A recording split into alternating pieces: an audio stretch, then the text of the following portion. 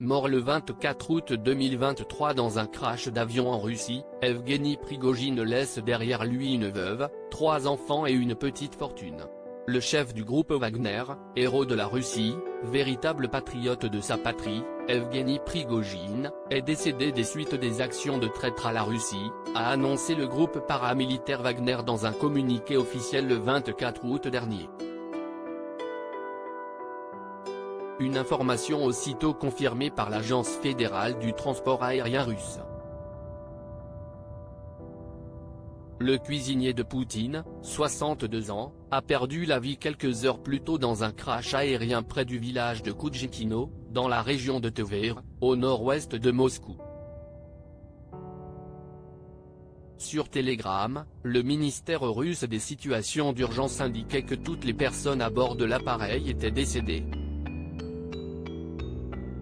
En mourant, Evgeny Prigojine laisse derrière lui non seulement une veuve, Lyubov Valentinovna Prigozina, 3 enfants, Polina, Pavel et Veronika, mais aussi une fortune colossale.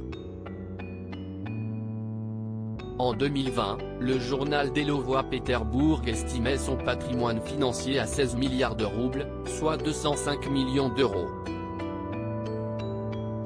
Un joli capital accumulé grâce à sa relation avec Vladimir Poutine.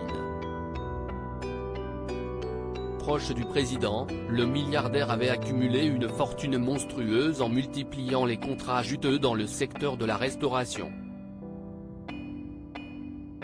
De l'argent investi dans la création du groupe Wagner qui aurait amassé plus de 10 milliards d'euros grâce à des contrats accordés par l'État russe, selon le directeur du groupe de médias Rossiya Segotonia, Dmitry Kislev. L'empire de l'oligarque comprendrait au total près de 400 entreprises. Que deviendra la fortune d'Evgeny Prigojine? Les milliards de roubles accumulés par Evgeny Prigojine tout au long de sa vie devraient normalement revenir à ses proches, notamment à sa femme. Une veuve dont le nom apparaît d'ailleurs dans l'organigramme de plusieurs sociétés de Concord Group, holding regroupant l'ensemble des entreprises de son défunt mari. Selon le Financial Times, Lyubov Prigojine et sa progéniture joueraient depuis des années un rôle actif dans ces multiples entreprises. Polina, Pavel et Veronika détiendraient plus précisément des actions dans les centaines de sociétés de leur père. Quid du groupe Wagner? Selon Philippe Migaud, directeur du Centre européen d'analyse stratégique, via Capital, la milice privée poursuivra ses activités avec des relations beaucoup plus officielles et contractuelles avec le pouvoir russe.